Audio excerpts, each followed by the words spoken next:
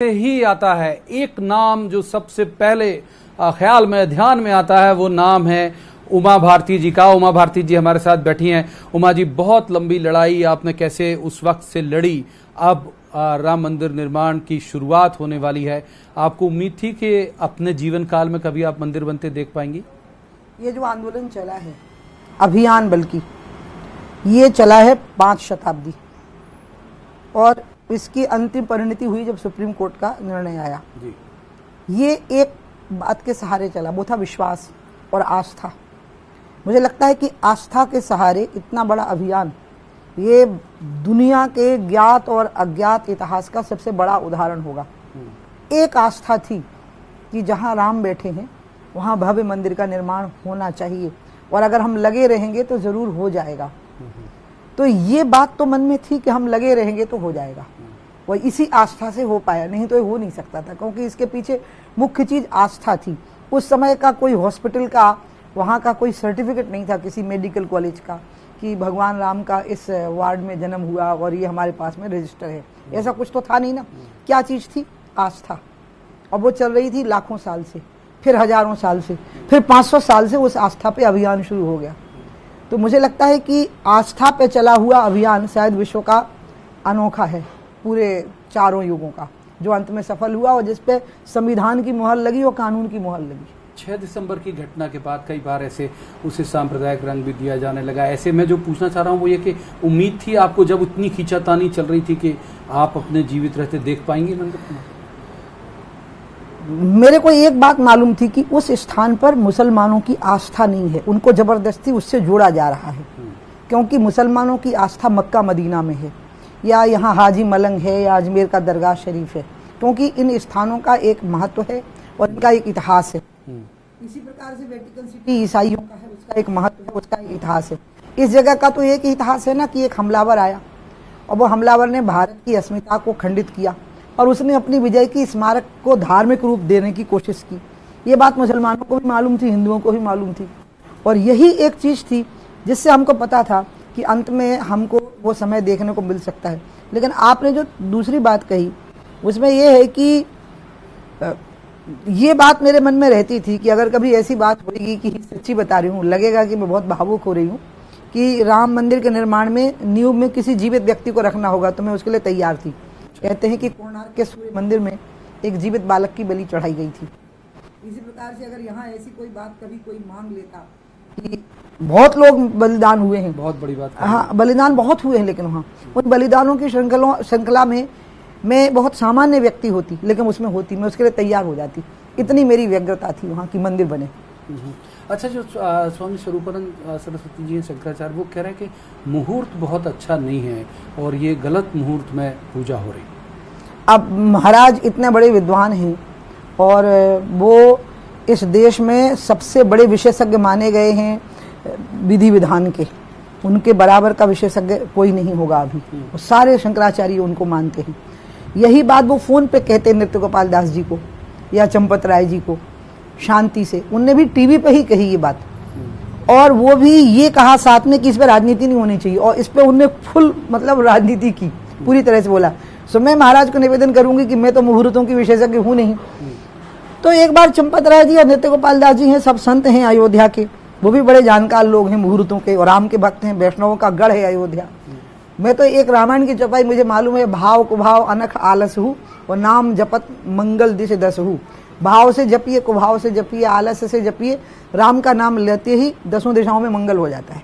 जाहिर सी बात है, कोई मकान का निर्माण तो हो नहीं रहा, या कोई दूसरी मैं बोल नहीं सकती ना, क्योंकि मुहूर्तों की विशेषज्ञ नहीं हूँ, और मैं डिनाई भी नहीं करूंगी इन परंपराओं को। मैं तो ये कहूंगी कि मोदी जी थोड़े समय के लिए श्री राम की शिला अपने हाथ में लेके उसको रखेंगे, और राम का नाम लेने मात्र से जब 10 दिशाओं में मंगल होता है, तो ये बात स्वरूपानंद जी से बेहतर कौन समझ सकता है। शरद पवार जी ने कहा कि कोरोना से लड़ना ज़्यादा बड़ी ज़रूरत है, और उनको लग रहा है कि मंदिर बना देने से कोरोना दूर हो जाएगा। इस बयान को कैसे देखती हैं आप? जब जो कंपनी वहाँ काम कर रही, वो कोरोना में काम नहीं कर रही थी। जो इंजीनियर और आर्किटेक्ट वहाँ काम कर रहे, वो कोरोना में काम नहीं कर रहे थे। मोदी जी के बारे में तो स्वयं शरद जी जानते हैं कि मोदी जी तो एक ऐसे प्राइम मिनिस्टर हैं कि वो 24 घंटे में शायद 2-3 घंटे ही झपकी लेते होंगे, बाकी पूरे समय काम करते हैं। वो जहाज में काम करेंगे, वो कार में भी काम करेंगे, हवाई अड्डे से लेकर राम मंदिर के स्थान तक, बस उतनी देर 5-7 मिनट वो काम नहीं करेंगे।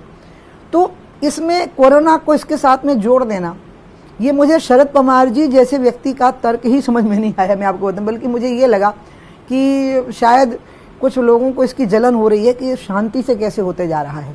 सुप्रीम कोर्ट का निर्णय आया, आप देखो पूरे देश ने जिस तरह से एकात्म शब्द आएगा इसके लिए कि एक आत्मा के साथ स्वीकार किया, और इतनी शांति रही।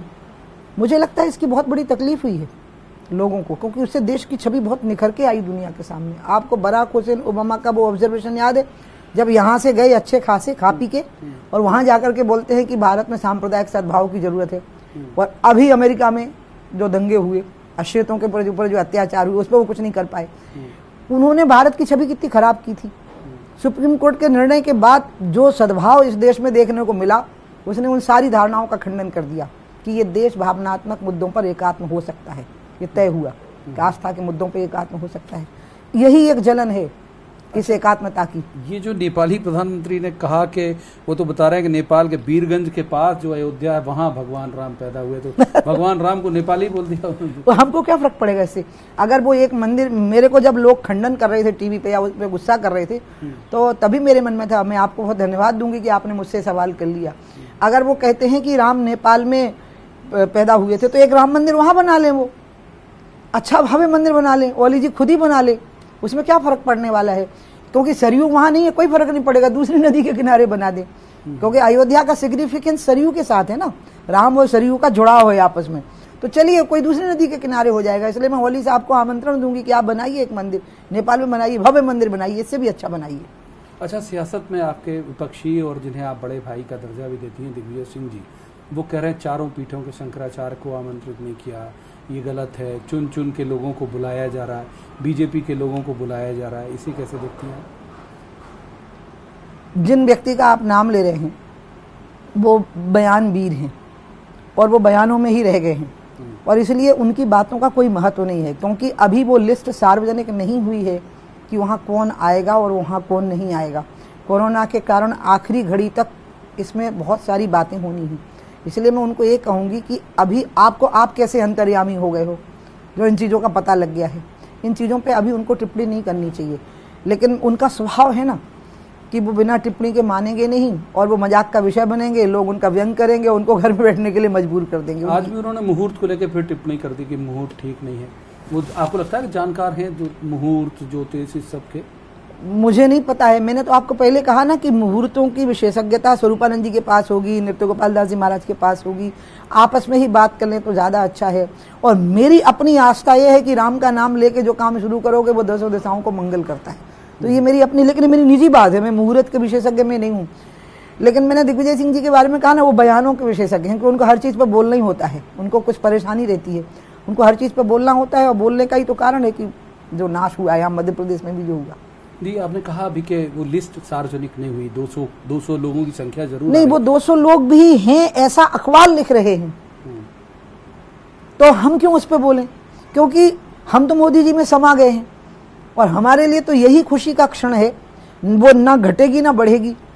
कि मैंने जो आपको पहले कहा कि इस आंदोलन की विशेषता है कि आस्था के सहारे चला है आंदोलन, और अंत में पुरातत्व ने जो इसके साक्ष्य प्रस्तुत किए माननीय सुप्रीम कोर्ट के सामने, उन साक्ष्यों को सुप्रीम कोर्ट ने मान्यता प्रदान की। लेकिन इसकी आस्था तो लाखों साल से है वहाँ पर, इसलिए ये हमारे लिए ज़्यादा महत्व रखता है कि ये घटना हो रही है, और ये वो घटना हो रही है जिसमें मेरे जैसे लोग, हमें तो यकीन ही नहीं था कि हम जीवित लौटेंगे। जैसे कारगिल में जाते हुए सैनिकों को लौटना चमत्कार था, और शहीद हो जाना सामान्य बात थी, क्योंकि ऊपर की ओर जाना था। इसी तरह से हमको 2 बार ऐसा लगा अयोध्या में जाते हुए कि हम नहीं लौटेंगे शायद, लेकिन हमारे मन में भय नहीं आया, संकोच नहीं आया जाते समय। हमारे लिए यही आस्था पर्याप्त है। और ये खुशी मेरे लिए कितनी बड़ी है कि मोदी जैसे व्यक्ति का हाथ से ये काम हो रहा है, क्योंकि मोदी साधारण व्यक्ति नहीं। मोदी आज दुनिया में 2-3 जो दुनिया के नेता हैं, भारत के नहीं, अब भारत में तो किसी से उनकी तुलना हो ही नहीं सकती, उसमें से एक है। और ये व्यक्ति पहले हिमालय में तप किए हैं कई वर्षों तक, फिर मुख्यमंत्री बने हैं, फिर प्रधानमंत्री बने हैं, और पहले से ज़्यादा बहुमत प्राप्त करके बने हैं। एक ऐसे विशिष्ट व्यक्ति के हाथ से ये कार्य हो रहा है कि इससे बड़ी प्रसन्नता हमारे लिए कुछ नहीं हो सकती, गर्व का क्षण और कुछ नहीं हो सकता। लेकिन आप उस आंदोलन की बहुत शुरुआत से जुड़ी रही और लगातार आपने संघर्ष किया, बहुत सारे मुकदमेबाजी आपने झेली, आप कभी पीछे आपने कभी ये नहीं कहा, पश्चाताप नहीं किया कई बार कि मैं उससे जुड़ी या कोई नुकसान, तो आपको लगता कि जब उसका भूमि पूजन हो तो आपको वहाँ होना चाहिए? नहीं, मेरे लिए बिल्कुल इशू नहीं है, उसका भूमि पूजन हो ये मेरे को ज़्यादा विशेष लग रहा है। मेरे वहाँ होने से ऐसी क्या बात हो जाएगी, राम की जन्मभूमि की पुष्टि हो गई। वो दोनों तीनों डोम में से बीच का डोम रामलला का, ये खंडपीठ ने भी कहा, जो पहली खंडपीठ बैठी थी 3 जजेस की, वो इंडिस्प्यूटेडली कहा था। तीनों ने डिस्प्यूट अगर थे तो दूसरे मुद्दों पे थे, इस पे नहीं थे। जो चैलेंज हुआ था कोर्ट में वो भी ये मुद्दा चैलेंज नहीं हुआ था। तो मेरे लिए तो ये ज़्यादा विशेष बात है ना। इस आंदोलन में जो हीरो बनने की कोशिश करेगा, इसमें जो नायक बनने की कोशिश करेगा और जो इसमें मैं करने की कोशिश करेगा, वो महापाप का भागीदार होगा। इसलिए मैं उस पाप की भागीदार नहीं होना चाहती हूँ कि मैं आकांक्षा रखूँ कि मैं वहीं रहूँ। नहीं, मैं आकांक्षा रखूँ कि रामशिला वहाँ रखी जाए और राम मंदिर का निर्माण प्रारंभ हो। इस मसले को लेकर कांग्रेस कई बार आप लोगों पर तंज भी करती रही। एक आध बार प्रियंका जी का भी बयान आया, जो शब्दशः ऐसा नहीं था, भाव यही था कि ये बीजेपी वाले जो हैं वो कहते हैं मंदिर वहीं बनाएंगे लेकिन तारीख नहीं बताएंगे। तो अब मंदिर भी बन रहा है, तारीख भी तय हो गई। तो जिस महिला का आप नाम ले रहे हैं, मिसेस वाड्रा, मैं उनको कहूँगी कि जब मोदी जी अपने हाथ से रामशिला रख रहे हों तो वो भी अपने कमरे में तुलसी की माला लेके उसमें बैठ जाएं और टीवी पर जब दिखे कि शिला रखी जा रही तो श्री राम जय राम का जप करें, क्योंकि उनको देखने को मिल गया वो चीज़ जिसकी वो कल्पना कर रही थी, हम पे व्यंग कस रही थी। तो हो सकता है इससे कांग्रेस के कुछ पाप कट जाए, जो पाप उनने देश का बंटवारा करके किया जिसमें 10 लाख लोग मरे, जो पाप उनने धर्म के नाम पर देश का बंटवारा और फिर धर्म के नाम पर 10,000 सिखों को मार के किया, हमेशा दंगे करवाए, झगड़े करवाए, फसाद करवाए। हो सकता है श्री राम जय राम बोल देने से पाप कुछ कम हो जाए।